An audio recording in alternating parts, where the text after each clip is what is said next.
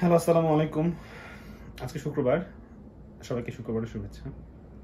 আজকে ইউটিউবে আমাদের বন, পরিবেশ ও জলবায়ু উপদেষ্টা সৈয়দা রিজওয়ানা হাসানের একটা সংবাদ সম্মেলন দেখলাম। সম্ভবত খুব রিসেন্টলি করা সংবাদ সম্মেলন, হতে পারে গতকালই, কারণ আজকে যদি নামাজ পড়ে আসার পর দেখলাম, তো আজকে বা কালকের মধ্যেই হবে।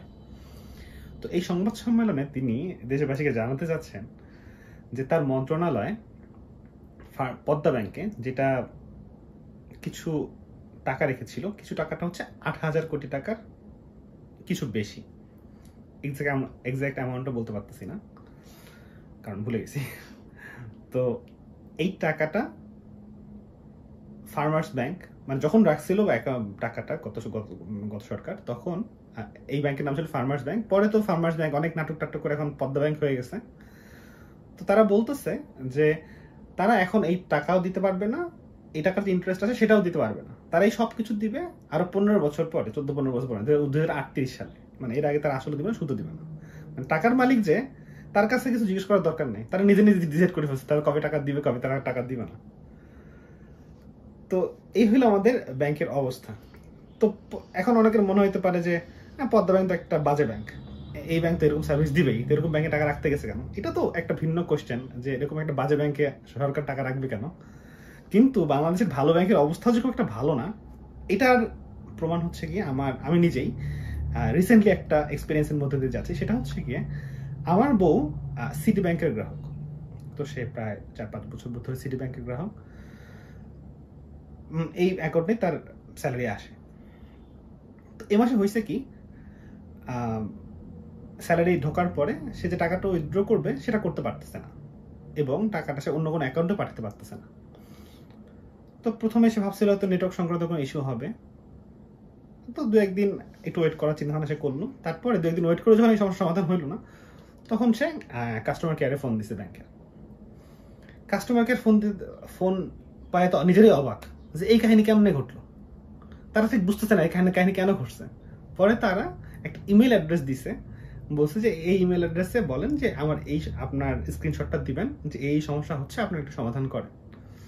তো ঠিক আছে, ভালো কথা। ও আর কাস্টমার কেয়ার গুলো তো সেরকম যে মানে একবার কল দিলে আধা ঘন্টা পরে কলটা ধরে।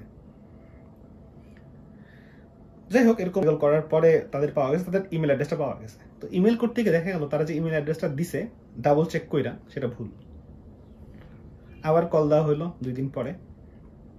এবার তারা বলছে যে তারা এখনো বুঝতে পারছে না যে কি সমস্যা হচ্ছে। তারা অনেক ইনফরমেশন নিল 10-15 মিনিট ধরে, অনেক সিকিউরিটি চেক করলো, প্রত্যেকবারই করে। ঠিক আছে, এগুলো ঠিক আছে।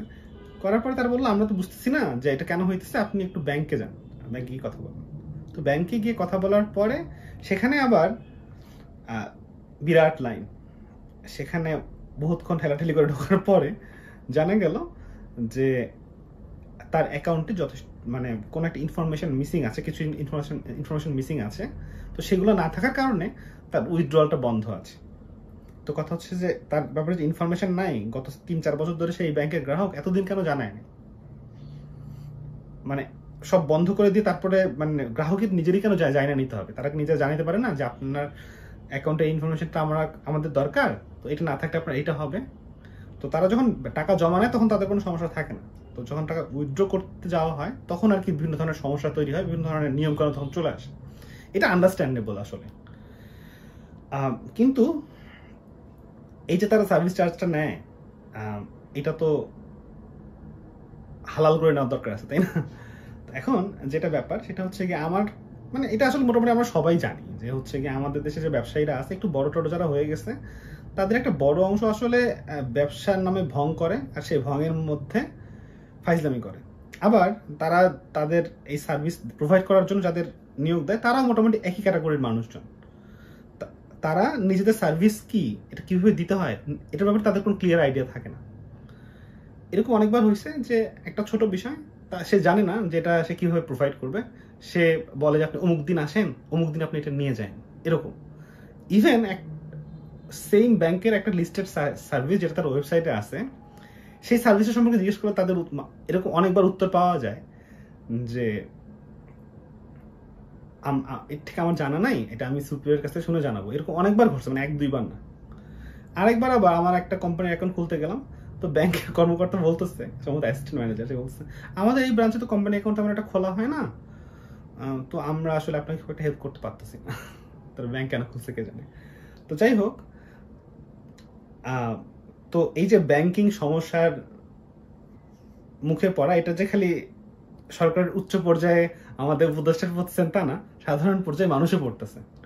আবার এই সমস্যাগুলো যে খালি পদ্মা ব্যাংকের মতো থার্ড ক্লাস ব্যাংক বলি, থার্ড ক্লাস ব্যাংক হচ্ছে এরকম না, সিটি ব্যাংকের মতো ভালো ব্যাংকগুলোও, মানে অন্তত আমরা যেগুলো ভালো জানি সেগুলো এইসব ফাইজলামি করে।